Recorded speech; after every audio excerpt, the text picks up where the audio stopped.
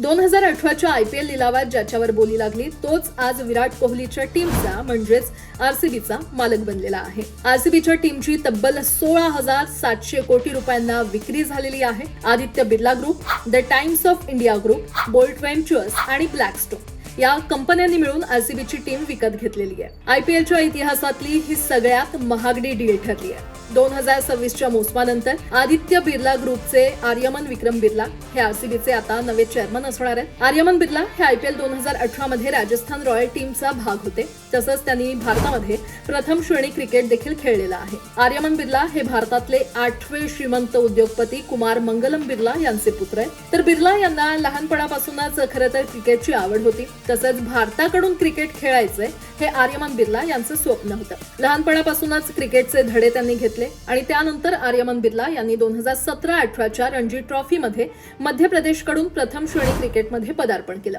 ओडिसा विरुद्ध आपल्या पहिल्याच इनिंगमध्ये आर्यमन बिर्ला यांनी रजत पाटीदार सोबत 72 रन्सची ओपनिंग पार्टनरशिप केली. आर्यमन बिर्ला यांनी 9 प्रथम श्रेणी सामन्यांमध्ये 414 रन केल्या.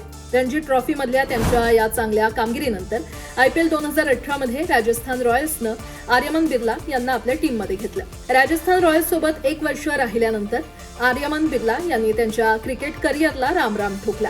खरं तर मानसिक आरोग्याच्या समस्यांमुळे 2019 साली आर्यमन बिर्ला यांनी क्रिकेटमधून निवृत्ती घेतली आणि यानंतर बिर्ला हे कौटुंबिक व्यवसाय वाढवण्यासाठी काम करायला लागले. आर्यमन बिर्ला हे तब्बल 70,000 कोटी रुपयांचे मालक आहेत. आर्यमन वारस असलेल्या आदित्य बिर्ला ग्रुप यांचं बाजार भांडवल हे सुमारे 8.3 लाख कोटी रुपये. आर्यमन बिर्ला यांचा सोशल मीडियावर देखील खरं तर खूप मोठा चाहता वर्ग आहे. इंस्टाग्रामवर त्यांचे 45,000 इतके फॉलोअर्स आहेत. तसंच आर्यमन बिर्ला हे सोशल मीडियावर वेळोवेळी त्यांचे फोटो आणि व्हिडिओ शेअर करत असतात, ज्यातून ते त्यांची लाईफस्टाईल दाखवतात.